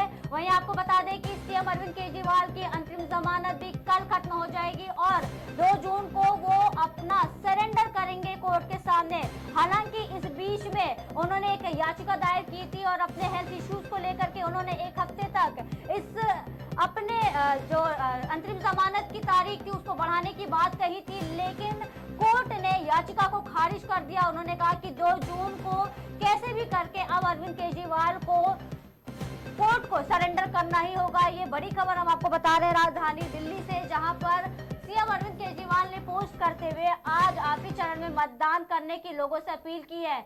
सीएम केजरीवाल कल 2 जून को अपना सरेंडर कर देंगे कोर्ट को, लेकिन इस बीच उनके उन्होंने हेल्थ इश्यूज के बारे में बोला। उन्होंने कहा कि उनका कीटोन लेवल बढ़ गया है, तमाम तरीके की चीजें उन्होंने बताई, इंसुलिन को लेकर के बताई। इस बीच उन्होंने पक्ष को लेकर के उन्होंने निशाना भी साधा कि जिस तरीके से उनको जेल में प्रताड़ित किया जा रहा था। और ऐसे में उन्होंने कल एक वीडियो भी जारी किया था लोगों के लिए, दिल्ली वासियों के लिए एक वीडियो जारी किया था और उन्होंने एक तरीके की जिम्मेदारी की बात कही थी कि मेरे ना होने से आप मेरे बूढ़े और बुजुर्ग माँ बाप का ख्याल रखें। तो ऐसे में कई तरीके की उनकी उम्मीदें हैं जनता से और जनता की भी वो उम्मीदें केजरीवाल को लेकर देखने को मिल रही हैं। और अब कल 2 जून को केजरीवाल आत्मसमर्पण कर देंगे, लेकिन ऐसे कयास लगाए जा रहे कि जिस तरीके से उनके हेल्थ इश्यूज हैं तो हो सकता है दोबारा से विचार विमर्श किया जा सकता है, लेकिन कहीं से कोई पॉसिबिलिटी दिख नहीं रही है इस चीज को लेकर के। और कल 2 जून को सरेंडर करना ही होगा अरविंद केजरीवाल को। तो इस बीच जहां आज अंतिम चरण के चुनाव हो रहे हैं, वहीं सीएम अरविंद केजरीवाल ने एक्स पर लोगों से अपील की है, एक पोस्ट किया है और लिखा है कि देश आज आखिरी चरण में मतदान करेगा और सभी से निवेदन है कि भारी संख्या में अपने मत का इस्तेमाल करें, लोकतंत्र और संविधान की रक्षा के लिए अपने मत का इस्तेमाल करें, तानाशाही को हराए और लोकतंत्र को जिताए। वहीं एक नजर रॉबर्ट्सगंज सीट पर डाल लेते हैं। आपको बता दें कि रॉबर्ट्सगंज सीट पर भी त्रिकोणीय मुकाबला है, जहां पर अपना दल से रिंकी कौल को उतारा गया है मैदान में, वहीं सपा ने छोटे लाल खरबार को मैदान में उतारा है। वहीं बात कर लेते हैं बसपा की, तो बसपा ने धनेश्वर गौतम को मैदान में उतारा है और यहाँ पर अपना दल, सपा और बसपा इन तीनों के बीच एक त्रिकोणीय मुकाबला देखने को मिल रहा है। वहीं रॉबर्ट्सगंज की कुल जातीय समीकरण की बात कर ले तो कुल मतदाताओं की ओर अगर नजर डाले तो 17,23,000 9,538 कुल मतदाता है, जहां पर आपको बता दें कि पुरुषों की बात करें तो 9,28,430 कुल पुरुष मतदाता। वही कुल महिला मतदाताओं की बात करें तो 7,95,065 कुल रॉबर्ट्सगंज में महिला मतदाता हैं। ये जातीय समीकरण थी रॉबर्ट्सगंज सीट से, जहां आपको बता दें कि आज 13 लोकसभा सीटों की ये जो चुनाव हो रहे हैं उनमें रॉबर्ट्सगंज की लोकसभा सीट भी शामिल है, जिनमें हमने आपको जातीय समीकरण समझाया और किन प्रत्याशियों के बीच में ये त्रिकोणीय मुकाबला है इनके बारे में भी हमने आपको बताया है। वहीं आपको बता दें कि लगातार एक के बाद एक ईवीएम मशीन की खराब होने की खबर सामने आ रही है। ईवीएम मशीनों को तालाब में फेंकने की बात सामने आ रही है, जैसा कि हमने आपको पश्चिम बंगाल के बारे में भी बताया कि जिस तरीके से वहां का प्रशासन, एक बार फिर से प्रशासन के ऊपर ये सवाल उठ रहा है कि आखिर ये चीजें हो रही है कि बंगाल में फिर से हिंसा भड़की है और ऐसे में प्रशासन क्या कर रहा है, कुछ किस तरीके के इंतजाम किए गए हैं, क्योंकि इतना बड़ा लोकतंत्र का महापर्व है जहां एक और आम जनमानस पहुंच रहे हैं, अपने मत का इस्तेमाल करने के लिए पहुंच रहे हैं। ऐसे में प्रशासन की इस तरीके की तैयारी को लेकर के बार बार जो व्यवस्था की गई है, बार बार ये सवाल उठाए जा रहे हैं कि ऐसी व्यवस्था में किसी की जान हानि को नुकसान हो, इसकी क्या गारंटी है। वहीं आपको बता दें कि जिन प्रदेशों से आज चुनाव हो रहे हैं वहां पे 904 उम्मीदवार हैं मैदान में और आज जिन सीटों पर मतदान हो रहे हैं उनमें बड़े बड़े नाम शामिल हैं। प्रधानमंत्री नरेंद्र मोदी के बारे में भी हमने आपको बताया, वहीं अभिनेत्री कंगना रनावत, टीएमसी महासचिव अभिषेक बनर्जी जो भतीजे हैं ममता बनर्जी के, वहीं पंजाब के पूर्व मुख्यमंत्री चरणजीत सिंह चन्नी और भोजपुरी कलाकार पवन सिंह की भी सीटें शामिल हैं। वहीं बात कर लें कि सातवें चरण की सबसे चर्चित सीटों का ये समीकरण है, जिनमें से नरेंद्र मोदी की बात सबसे ज्यादा की जा रही है। नरेंद्र मोदी की बात कर ले तो उत्तर प्रदेश के वाराणसी लोकसभा सीट इस चुनाव की सबसे ज्यादा चर्चित सीटों में से एक है।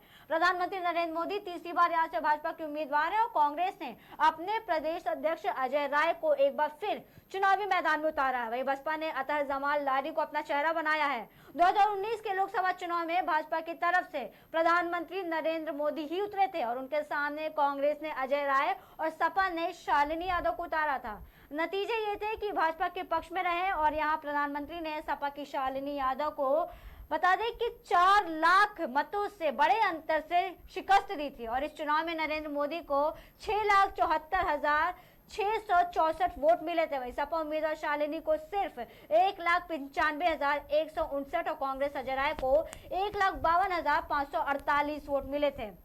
पिछले चुनाव में वाराणसी में कुल 57.13% लोगों ने अपने मत का इस्तेमाल किया था। वहीं बता दें कि हिमाचल की मंडी सीट भी इस बार कंगना रनौत की वजह से काफी चर्चा में है। इस चुनाव में उतरे उम्मीदवारों में कुछ ऐसे हैं जिनकी सबसे ज्यादा चर्चा है, जिनमें कंगना रनावत का नाम शामिल है। फिल्म अभिनेत्री कंगना को भारतीय जनता पार्टी ने हिमाचल प्रदेश की मंडी सीट से अपना उम्मीदवार बनाया है। विक्रमादित्य सिंह यहाँ से कांग्रेस को उम्मीदवार हैं। वहीं विधायक विक्रमादित्य सिंह मंडी से मौजूदा कांग्रेस सांसद प्रतिभा सिंह के बेटे हैं। विक्रमादित्य सिंह का परिवार मंडी लोकसभा सीट का 6 बार प्रतिनिधित्व कर चुका है और 2019 के लोकसभा चुनाव में यहां से भाजपा के राम स्वरूप शर्मा जीते थे। 2019 में मंडी में 73.6% लोगों ने मतदान में हिस्सा लिया था। 2021 में मंडी सांसद राम स्वरूप शर्मा का निधन हो गया और इसके बाद मंडी सीट पर उपचुनाव हुआ, जिसमें कांग्रेस से पूर्व मुख्यमंत्री वीरभद्र सिंह की पत्नी प्रतिभा सिंह सांसद चुनी गई। तो कंगना रनावत की सीट की बात कर ले, प्रधानमंत्री नरेंद्र मोदी की बात कर ले, जो तीसरी बार यहाँ से भाजपा के उम्मीदवार हैं और ये सबसे चर्चित सीटों में से एक माना जा रहा है। स्वप्निल, तो बिल्कुल ठीक कहा आपने रत्ना कि इस बार यानी कि पूर्वांचल की सीटें काफी हाई प्रोफाइल सीटें मानी जा रही हैं। तो चलिए पहले हाई प्रोफाइल सीटों को बताने से पहले हम आपको बता देते हैं कि आज 13 सीटों पर, पूर्वांचल की 13 सीटों पर चुनाव हो रहा है, जिसमें से हमने आपको स्क्रीन पर दिखाया कि गोरखपुर से रवि किशन शुक्ला और काजल निषाद उनके विपक्ष में है, जायद सिमरानी उनके विपक्ष में बसपा की ओर से अपना प्रतिनिधित्व कर रहे हैं। जाति समीकरण की अगर हम बात करें तो कुल मतदाता 19 लाख के आसपास हैं। वहीं अगर पुरुषों की बात करें तो 10 लाख के आसपास पुरुषों की संख्या बताई जा रही है। जाति समीकरण में महिलाओं की बात करें तो 8 लाख के आसपास महिलाओं का जाति समीकरण बताया जा रहा है।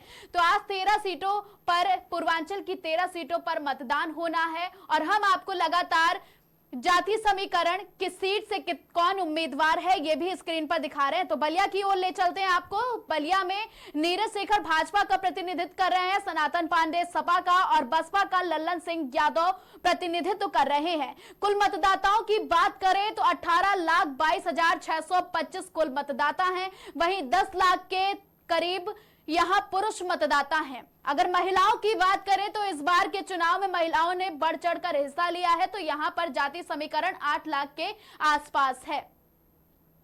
तो मिर्जापुर सीट की ओर आपको ले सकते हैं, जहां अपना दल से अनुप्रिया पटेल अपना प्रतिनिधित्व कर रही हैं, सपा से राजेंद्र बिंद और बसपा से मनीष कुमार अपना प्रतिनिधित्व कर रहे हैं। मिर्जापुर में कुल मतदाता 18,45,150 है। वहीं अगर आपको बता दें कि पुरुष मतदाताओं की बात करें कि 9,73,720 पुरुष मतदाता हैं, वहीं 8,71,275 महिला मतदाता हैं। तो ये हमने आपको जाति समीकरण बताएं कि किस सीट पर कितने जाति समीकरण है। कहीं ना कहीं जाति समीकरण इन चुनावों में बेहद ही अहम माना जाता है, क्योंकि जाति समीकरण के हिसाब से ही हम ये तय कर सकते हैं कि आने वाला उम्मीदवार यानी कि देश का प्रधानमंत्री कौन होगा। रॉबर्ट्सगंज सीट की ओर ले चले, स्क्रीन पर आप देख सकते हैं कि अपना दल से रिंकी पटेल, सपा से छोटे लाल खरबार और बसपा से धनेश्वर गौतम अपना प्रतिनिधित्व कर रहे हैं। ये रॉबर्ट्सगंज सीट के जाति समीकरण आंकड़े हम आपको बता रहे हैं। कुल मतदाताओं की बात करें तो 17 लाख के आसपास रॉबर्ट्सगंज में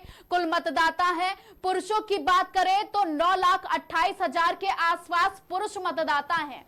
वहीं अगर महिला मतदाता की बात करें तो 8 लाख के आसपास महिला मतदाता रॉबर्ट्सगंज में अपनी महत्वपूर्ण भूमिका निभा रही हैं।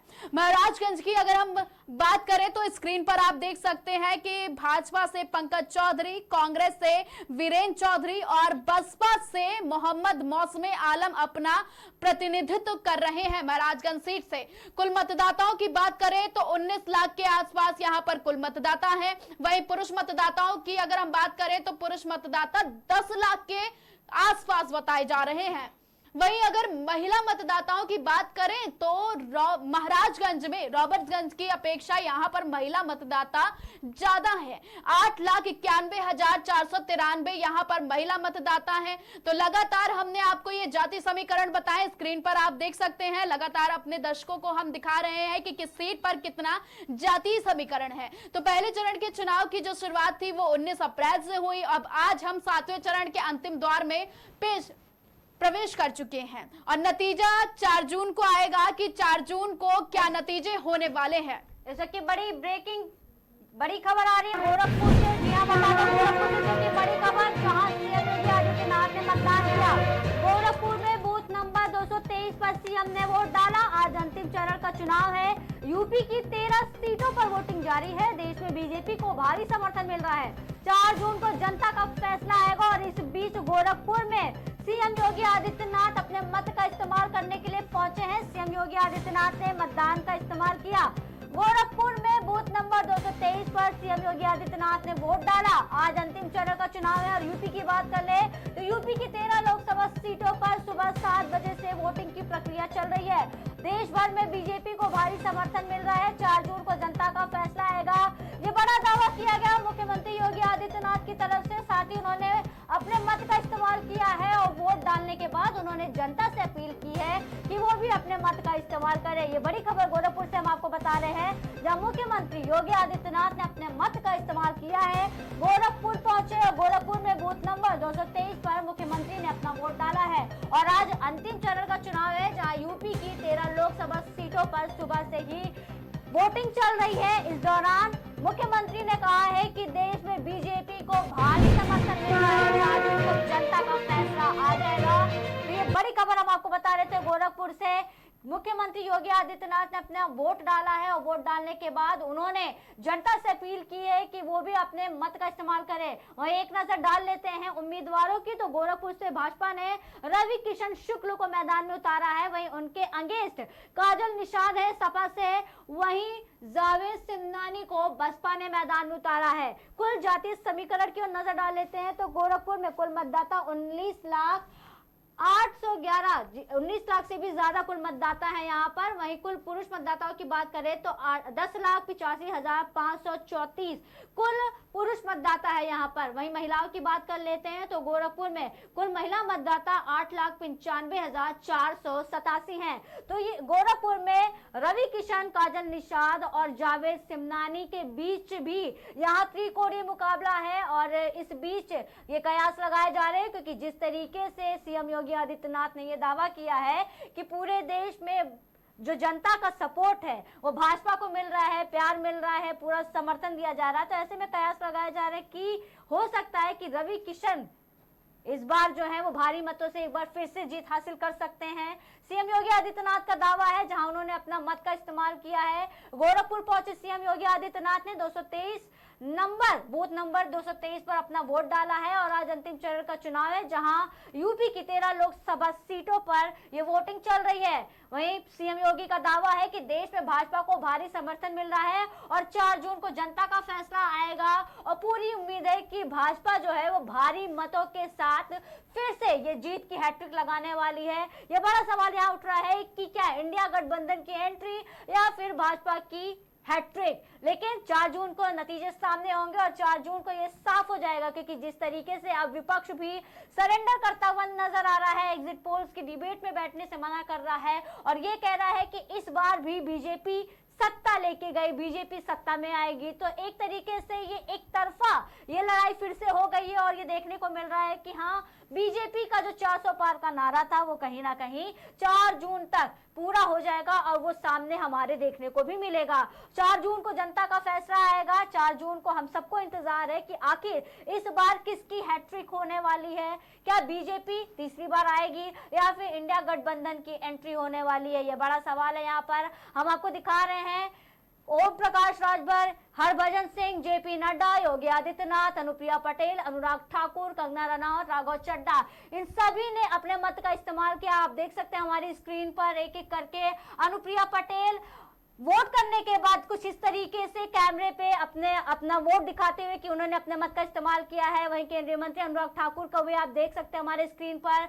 सुबह सुबह ही इन दिग्गजों ने पहुंचकर बूथों पर पहुंचकर अपने मत का इस्तेमाल किया है। वहीं आप देख सकते हैं कंगना रनौत हिमाचल प्रदेश की मंडी से उतरी है मैदान में। कंगना रनौत उन्होंने भी अपने मत का इस्तेमाल किया है। वहीं आपसे राघव चड्ढा भी पहुंचे हैं, राघव चड्ढा भी पहुंचे हैं। वहीं ओम प्रकाश राजभर भी हैं, आप स्क्रीन पर देख सकते हैं।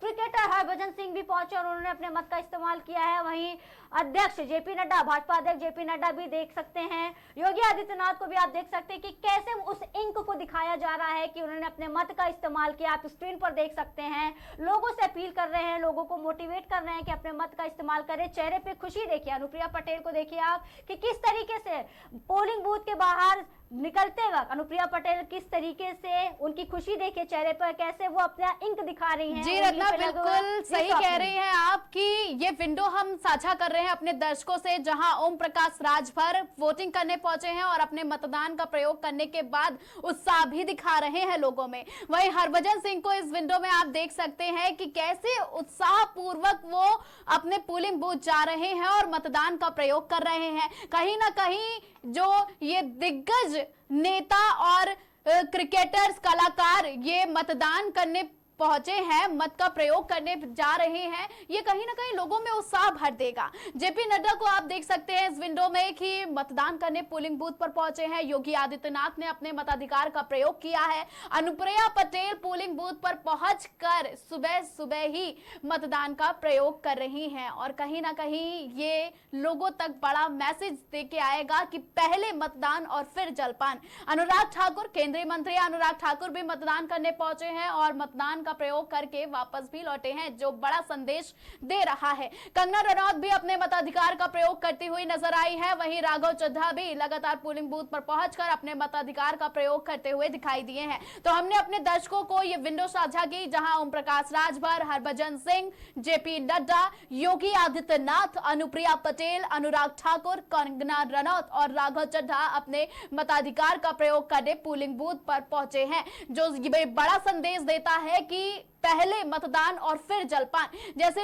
ये नारा भी रहा है कि पहले मतदान और फिर जलपान, तो उस हिसाब से ओम प्रकाश राजभर, हरभजन सिंह, जेपी नड्डा, योगी आदित्यनाथ, अनुप्रिया पटेल, अनुराग ठाकुर, कंगना रनौत और राघव चड्ढा अपने मताधिकार का प्रयोग करने पोलिंग बूथ पर पहुंचे हैं और उन्होंने अपने मताधिकार का प्रयोग भी किया है। तो ये बड़ी अपडेट हमने आपको साझा की अपने दर्शकों से रत्ना। जी, सो आपने बिल्कुल सही कहा। आपने आप देख सकते हैं भाजपा प्रमुख ओम प्रकाश राजभर हैं पहली विंडो में, फिर पूर्व क्रिकेटर हरभजन सिंह भी पहुंचे हैं, प्रदेश अध्यक्ष भाजपा प्रदेश अध्यक्ष जेपी नड्डा ने भी अपने मत का इस्तेमाल किया, वहीं मुख्यमंत्री योगी आदित्यनाथ भी कुछ इस तरीके से वोट देने के बाद मीडिया के सामने पोज देते हुए नजर आए। वहीं अनुप्रिया पटेल की मुस्कुराहट ही अलग है, देखने वाली है, क्योंकि जिस तरीके से उन्होंने अपने मत का इस्तेमाल करने के बाद कुछ इस तरीके से मीडिया के सामने पोज किया है। वहीं केंद्रीय मंत्री अनुराग ठाकुर की भी प्रक्रिया आप देख सकते हैं कि कैसे वो पहुंचे हैं और फिर वो मत का इस्तेमाल कर रहे हैं अपना। फिर वहीं हम देख रहे हैं कि अभिनेत्री और मंडी से उतरी हैं मैदान में कंगना रनावत, वो भी अपने मत का इस्तेमाल कर रहे हैं। वहीं आप नेता और सांसद राघव चड्ढा भी पहुंचे हैं और वो अपने मत का इस्तेमाल कर रहे हैं। तो कुछ इस तरीके की तस्वीरें हैं जो आज के 7वें चरण के यानी कि 1 जून के अंतिम चरण के जो चुनाव हो रहे हैं उसमें कुछ इस तस्वीरें, बड़े बड़े चेहरे नजर आ रहे हैं, आप देख सकते हैं, हमारे स्क्रीन पर देख सकते हैं। बिल्कुल रत्ना, आपने सही कहा कि अंतिम द्वार में हम प्रवेश कर चुके हैं। 7वां चरण जो है वो अंतिम द्वार ही है, क्योंकि इसी द्वार से गुजर कर हम 4 जून को की तरफ जाएंगे और 4 जून को हमें यह पता चलेगा कि देश का प्रधानमंत्री इस बार कौन होगा। और इसीलिए अंतिम द्वार में हम प्रवेश कर चुके हैं और इसी अंतिम द्वार से 4 जून तक जाने के लिए ये नेता, कलाकार और क्रिकेटर अपने मताधिकार का प्रयोग करने के लिए पोलिंग बूथ पर पहुंच चुके हैं। फिर वो चाहे सेंट्रल मिनिस्टर हो, एक्टर कंगना रनौत हो या फिर ओम प्रकाश राजभर हो। आपको बता दें कि योगी कैबिनेट के मंत्री ओम प्रकाश राजभर भी अपने मतदान का प्रयोग करने के लिए यानी कि अपने मताधिकार का प्रयोग करने के लिए पोलिंग बूथ पर पहुंचे और उन्होंने मतदान किया। वहीं योगी आदित्यनाथ अपने आवासीय क्षेत्र यानी कि गोरखपुर पहुंचकर उन्होंने योगी आदित्यनाथ ने मतदान किया है। तो बेहद ही खास है आज का दिन, क्योंकि ये अंतिम द्वार है। जैसे हम पहले स्टेप की ओर बढ़े थे तो 19 अप्रैल को ये लोकतंत्र के महापर्व की शुरुआत हुई थी, वैसे हम इस पल को आगे आगे जीते गए। यानी कि हमने 19 अप्रैल से 26 अप्रैल देखी, 26 अप्रैल के बाद हम 13 मई में प्रवेश किए और उससे पहले 7 मई और फिर 20 मई और 25 मई के द्वार को भी हमने क्रॉस किया। लेकिन अब ये 7वें चरण का जो रत्ना दौर है और ये जो द्वार है इसको प्रवेश करके जब हम निकलेंगे तो 4 जून की ओर जाएंगे और जब 4 जून की ओर जाएंगे तो जनता जिस तरह से अपने मताधिकार का प्रयोग कर रही है, जिस तरह से आगे बढ़ के मतदान कर रही है, उसके बाद ये निश्चय हो पाएगा कि इस बार प्रधानमंत्री कौन होगा। तो अंतिम द्वार है और अंतिम द्वार में सभी प्रवेश कर चुके हैं। हमने अभी अपने दर्शकों को दिखाया विंडो के जरिए कि कहां पर किसने अपने मतदान का प्रयोग किया। तो पहले जलपान नहीं, पहले वोटिंग यानी कि पहले मतदान और फिर जलपान, इन चीजों को लेकर जनता लगातार आगे आ रही है और अपने मताधिकार का प्रयोग करके अब वो अपने संसदीय क्षेत्र से कौन सांसद चुनती है। 7वें चरण के अंतिम द्वार में हम प्रवेश कर चुके हैं, जहां पहले चरण में हम पहुंचे थे 19 अप्रैल को हमने पहला स्टेप चढ़ा था और उसी पहले स्टेप के बाद आज 7वें स्टेप पर हम आ चुके हैं। अब 7वें स्टेप में पूर्वांचल की जो साख है वो दांव पर लगी हुई है कि पूर्वांचल के दिग्गज किस तरह से आगे आकर अपने मताधिकार यानी कि अपनी जनता को प्रभावित कर किए हैं कि नहीं किए हैं, ये तो हमें 4 जून को पता चलेगा। लेकिन कहीं ना कहीं जनता प्रभावित दिख रही है। अब वो किस ओर दिख रही है ये तो हमें 4 जून को पता चलेगा। एनडीए गठबंधन या फिर इंडिया एयरलाइंस, किस ओर जनता का रुझान इस बार ज्यादा बढ़ा है ये हमें 4 जून को पता चलेगा। लेकिन ये अंतिम द्वार है और इस द्वार में जो मतदान है उसमें तेजी लगातार बढ़ती जा रही है। लेकिन कहीं ना कहीं ये ईवीएम खराब होने की शिकायतें और उसके साथ ही साथ बहिष्कार की समस्याओं से कहीं ना कहीं लोगों को बचना पड़ेगा, क्योंकि तभी हम निष्पक्ष मतदान कर पाएंगे और हमें निष्पक्षता के साथ अपने देश का प्रधानमंत्री मिलेगा। तो लगातार नेता भी ये अपील कर रहे हैं कि अपने मताधिकार का प्रयोग अवश्य करना चाहिए, क्योंकि इसी से ही हमें देश के होनहार प्रधानमंत्री यानी कि देश का नेता कौन है इसका पता चल पाएगा। तो अंतिम द्वार में हम लोग पहुंच चुके हैं और अभी विंडो के जरिए हमने दिखाया कि ओम प्रकाश राजभर, योगी आदित्यनाथ और एक्टर से लेकर क्रिकेटर तक अपने मताधिकार का प्रयोग करने पहुंचे हैं। और इसी कड़ी में जनता भी लगातार अपने मतदान केंद्र जा रही है, पोलिंग बूथ पर जाकर अपने मताधिकार का प्रयोग कर रही है। रत्ना जी बिल्कुल, सो आपने बिल्कुल सही कहा आपने, और आपने दौर और द्वार की बात कही है, काफी अच्छी बात कही है, क्योंकि ये जो दौर रहा है ये 7 चरणों का दौर रहा है, ये काफी ज्यादा अप एंड डाउन रहा है, जनता के लिए भी रहा है और नेताओं के लिए भी रहा है, क्योंकि सबका दमखम हमें देखने को मिल रहा है। जनता को रुझाने के लिए हर तरीके के प्रयास किए जा रहे हैं, तमाम तरीके की रैलियां की जा रही हैं, नाटक किए जा रहे हैं और नुक्कड़ नाटक भी किए जा रहे हैं, जैसे प्रियंका गांधी वाड्रा ने किया है, और रुझाने की कोशिश की जा रही है। जनता को रुझाने के लिए कई तरीके की स्कीम्स दी जा रही हैं,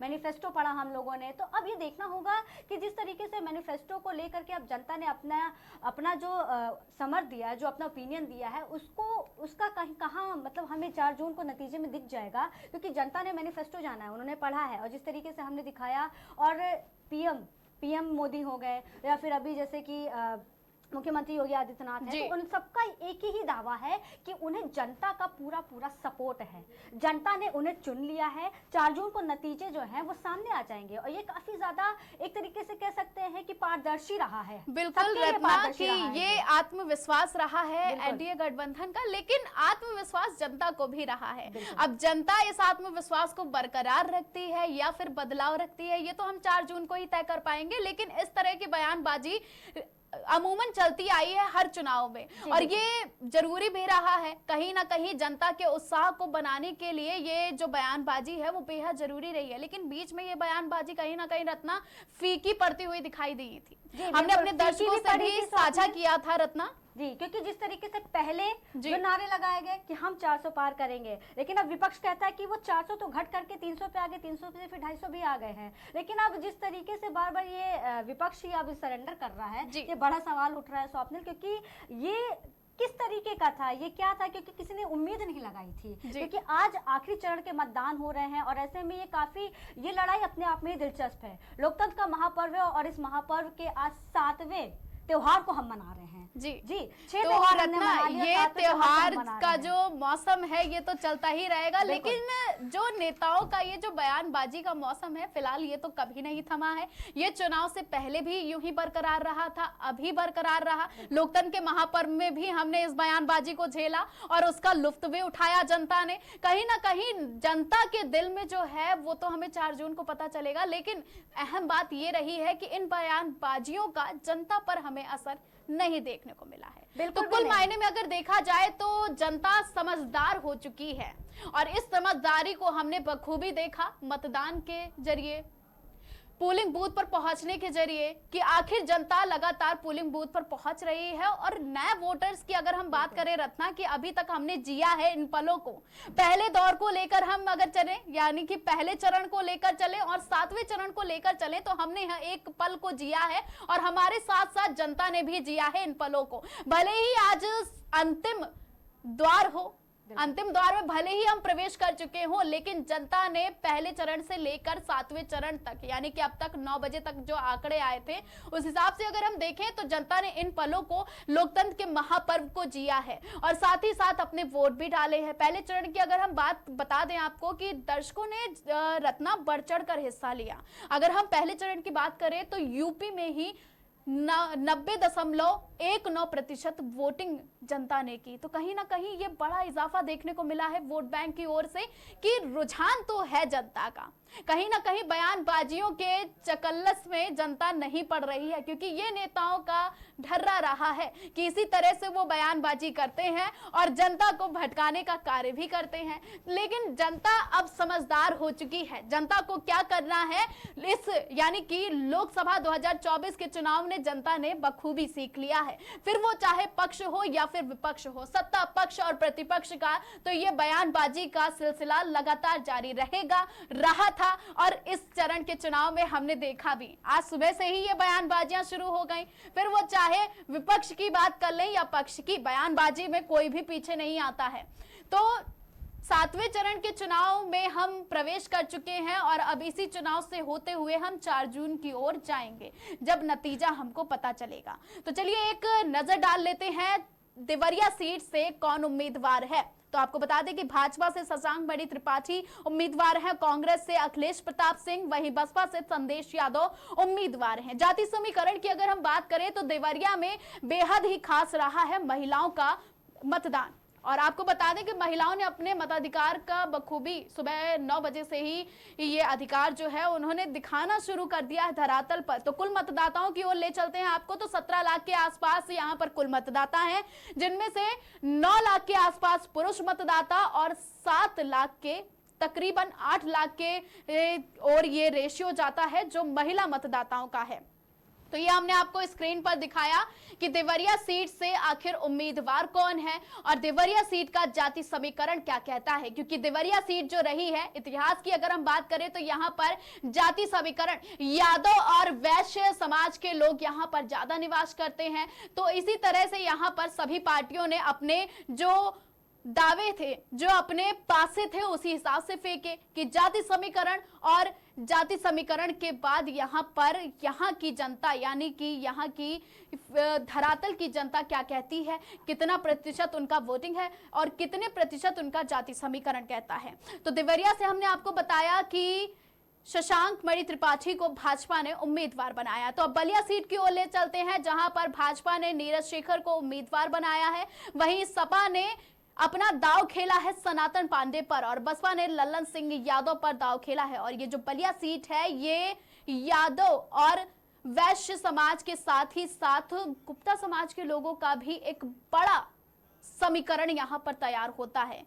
तो जाति समीकरण की ओर आपको ले चलते हैं कि कुल मतदाता यहाँ पर 18 लाख के आसपास हैं, वहीं पुरुष मतदाताओं की बात करें तो 10 लाख के आसपास यहाँ पर पुरुष मतदाताओं की संख्या है और वहीं 8 लाख के तकरीबन यहाँ पर महिलाएं हैं। तो इस बार के चुनाव यानी कि लोकसभा 2024 के चुनाव में हमने देखा कि महिलाओं ने बखूबी अपनी भूमिका निभाई है। और बलिया की अगर हम बात करें तो बलिया जाति समीकरण के हिसाब से हमेशा यानी कि अगर हम 2014 से बात करें तो यहाँ पर भारतीय जनता पार्टी ने जनता के बीच में अपना बखूबी जो असर था वो दिखाया है। देवरिया सीट की बात करें तो देवरिया सीट में कहीं ना कहीं जो पासे थे वो पलटते हुए नजर आए। कभी ये समाजवादी पार्टी की ओर ये सीट गई तो कभी बसपा और कभी दाव यहाँ पर खेला भारतीय जनता पार्टी ने। तो पूर्वांचल की सीटों पर लगातार दाव खेलती आई है भारतीय जनता पार्टी और भारतीय जनता पार्टी का यहाँ पर असर भी देखने को मिला है, क्योंकि पूर्वांचल के लोगों में एक खासा उत्साह दिखता है भारतीय जनता पार्टी की ओर। अब इस बार यानी कि लोकसभा 2024 के चुनाव में देखना होगा कि नतीजतन यहाँ पर 7वें चरण के चुनाव में क्या खास होता है, क्योंकि 7वें चरण का चुनाव भले ही हम उसमें प्रवेश कर चुके हों, लेकिन कहीं ना कहीं जो मतदान रहा है वो खिसकता हुआ आया है भारतीय जनता पार्टी और साथ ही साथ समाजवादी पार्टी की ओर। तो ये बेहद ही खास आंकड़े रहे हैं। अगर हम बलिया की बात करें तो नीरज शेखर यहाँ से भाजपा के उम्मीदवार, सनातन पांडे यहाँ से सपा के ने दाव खेला है और बसपा की ओर से लल्लन सिंह यादव यहाँ पर उम्मीदवार हैं। कुल मतदाताएं हमने आपको बताया कि कुल मतदाताओं की संख्या यहाँ पर 18 लाख के आसपास रही है और पुरुष मतदाता यहाँ पर 10 लाख के आसपास रहे हैं। वहीं महिला मतदाताओं की बात करें तो 8 लाख के आसपास यहाँ पर महिला मतदाता हैं। तो यहाँ पर बेहद ही खास उत्साह देखने को मिला है। अगर जाति समीकरण की हम बात करें तो हमने आपको बताया कि कुल मतदाताओं की जो संख्या है वो बलिया में 18 लाख के आसपास है।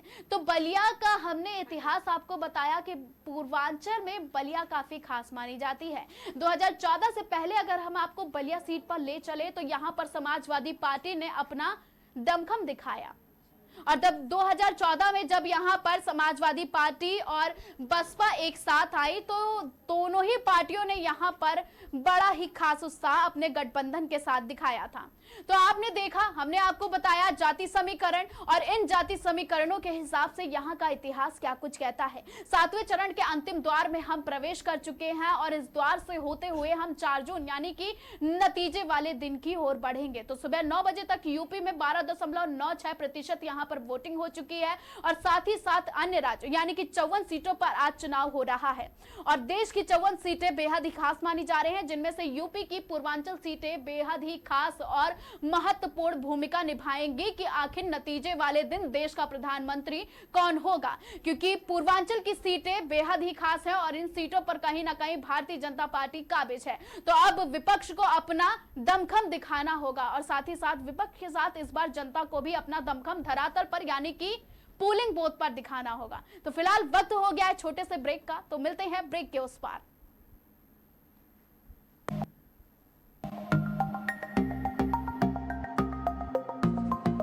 हेलो, नमस्कार, सत श्री अकाल, आदाब। मैं हूं आपकी दोस्त और आपकी होस्ट उजाला। हम लेकर आएंगे आपके लिए एंटरटेनमेंट जगत का हर एक अपडेट, चाहे वो हॉलीवुड, बॉलीवुड, टॉलीवुड या बॉलीवुड।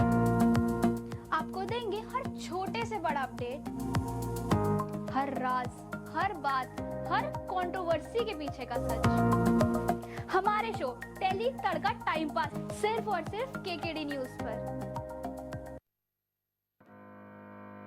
हर मुद्दे पर होगी बहस, हर सवाल का मिलेगा जवाब।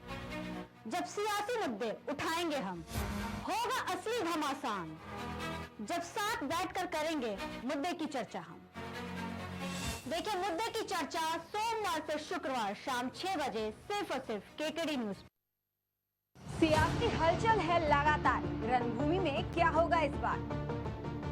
किसान है परेशान, युवाओं पर भी आई है आंच। क्या राम मंदिर से बन पाएगी बात या महंगाई